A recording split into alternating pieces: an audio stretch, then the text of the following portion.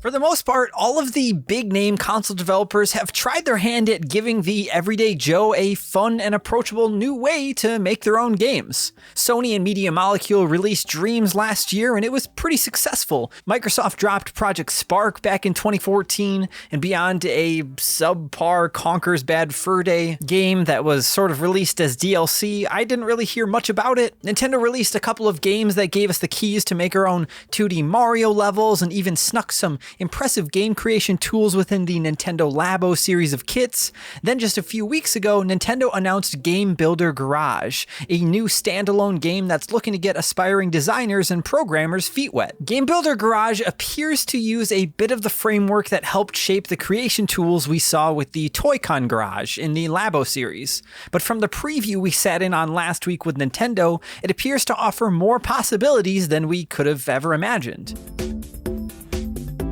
I'm Zion from Nintendo Life, and today we're going to be sharing with you 10 new things that we learned about Game Builder Garage during our preview. If you start to delve into the creation side of things, you're going to be hearing the term node-on quite a lot. And in order to fully understand a lot of the parts of this video, we're going to have to talk about what exactly a node-on is. Node-on are essentially the pieces of your puzzle, the bricks that build the walls in your home, but also the cement that holds them together. Node-on are actions and elements that can be placed into your creation to tell it exactly what you want it to do. And there are all sorts of different node-on that do particular things. Let's say you have a character in your game that you're making. You'll place down a node-on to make a character actually appear in the game. And if you want that character to jump by pressing, let's say, the B button, you'll place another node-on down and attach it to that character's node-on. Over 80 different node-on are available to play around with in Game Builder Garage, and you'll be able to place about 500 into whatever creation it is that you come up with. So the ceiling for creativity is pretty high. And did we mention the fact that all the node-on are basically cute little monsters? Just look at them. And lots of you are probably curious to learn if you can actually share the creations that you spend hours and hours making. And the answer is yes. Unlike in the Labo Toy-Con Garage, each game you create in Game Builder Garage will come with a custom game ID that can be shared online for other players to download. If you have your Switch account linked to Facebook or Twitter, you'll be able to directly share a game ID through those social media platforms as well. You'll also have a separate programmer ID, which if you share that with other players, it'll give them access to the entire library of games you've uploaded to the server. This sounds like it could be a bit of a pain having to share a friend code style ID over and over again, but thanks to the fact that Game Builder Garage supports mouse and keyboard, you'll always only be a few clicks away from trying out another new creation. Unfortunately, there won't be an in-game hub to browse and find new games like Nintendo has done in the past with a game like Super Mario Maker 2 either. You'll have to find a game ID online outside of your Switch or by acquiring a game ID from a friend. You'll also be able to distribute code for your games through local wireless play as well, which sounds perfect for the classroom full of budding game developers. We're hoping Nintendo takes advantage of their social outlets to share and praise some of the more unique creations that come out of Game Builder Garage as well. If you're looking to pick up Game Builder Garage purely to play other users' creations,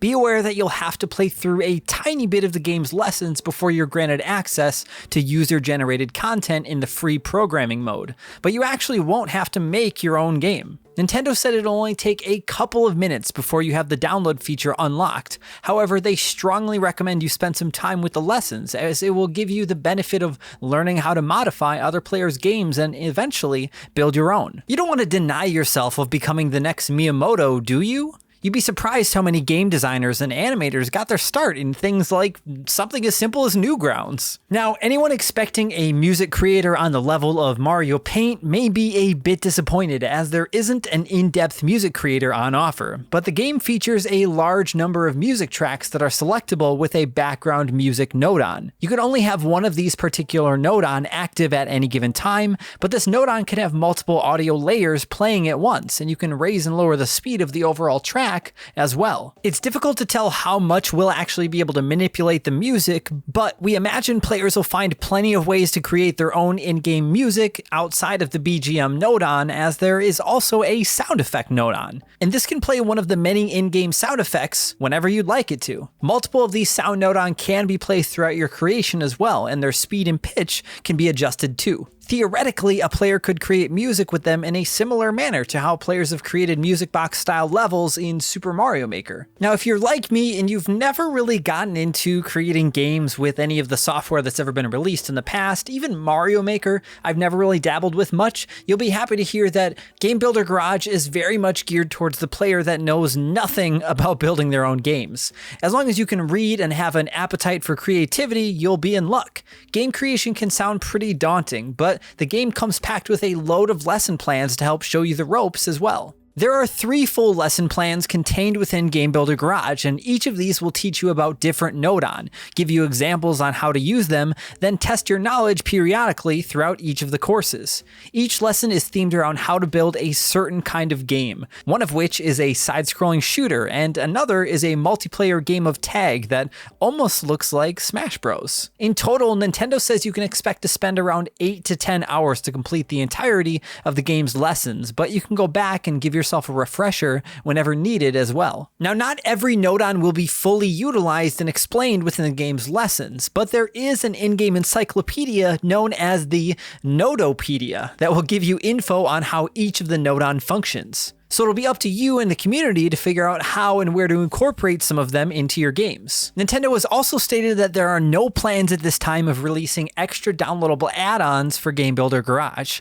Of course, you can download everyone else's games, and there will be no extra charge for that as long as you have Nintendo Switch Online, but everything you'll need to build and create games will be contained right inside of the game. And since this is a game being developed by Nintendo, we thought we'd ask to see if there were going to be any Nintendo cameos or references to any of other Nintendo's IP. You know, will we be able to uncover a secret fly swatting minigame, or is there going to be music from Koji Kondo or any of Nintendo's other famous composers? But Nintendo said that we won't find any references to any of their other IP like Mario or Zelda, even though a part-time UFO cameo would just make so much sense. But who's to say you won't be able to create those game styles or tunes yourself and then share them online with the world anyways? Now, we also learned that 8 Joy-Con can be used with Game Builder Garage at a given time, and it'll be up to the creators to determine how they'd like to utilize the tools at their disposal. And beyond the simple thought of button inputs, you'll also be able to take advantage of the other features that a Joy-Con has to offer to potentially incorporate more players into your session. Someone could theoretically create a game of hot potato using the motion in a singular Joy-Con, or a game of musical chairs where the Switch plays and stops music randomly on its own. The number of players will only be limited by the experience that you create. And if you and a relative or a long-distance friend want to try and tackle a project together, maybe let's say you want to take on the programming, but your friend wants to tackle the art side, you can, but there's some restrictions. There's no way, unfortunately, for 2 users to both edit a game in real time. But if you want to take turns making edits with a friend, you'll just need to share your new game code with that friend whenever you make a revision. It could get a little messy, but there's also a comment Nodon that allows you to leave notes about bugs or ideas anywhere in your program for someone else to check up on and read. And from what we could tell, there won't be any way to upload assets or images into the game, but you'll be able to use an in-game drawing tool to create your own 2D backgrounds, characters, and more. And we didn't see this in motion either, but we've been told that you'll be able to create animations using this same method as well and set it up however you like. While not everyone out there may want to start off designing their own games from the get-go, we're glad to see Nintendo is putting such a focus on the lessons and learning side of things with Game Builder Garage. The ability to share your creation gives more reason for everyone to get out there and actually try and get creative with the game. I'm looking forward to all the Rhythm Heaven and WarioWare style mini games that the community is going to cook up. Feel free to let us know in the comments down below your thoughts all about Game Builder Garage. Do you think that you're going to be picking this up day one? Do you think you'll wait for a sale? Are you the kind of person that wants to try everyone else's creations, or do you really want to get in and make a game for yourself? Let us know down below. And as always, if you enjoyed this video and you want to see more content like this, then why don't you go ahead and rip that subscribe button out of your computer, toss it into the garage, and turn it into something else, and then give it back to us so we can check it out and see how you did. Thank you all so much for watching. I'm Zion from Nintendo Life. Stay safe out there, and we will see you next time.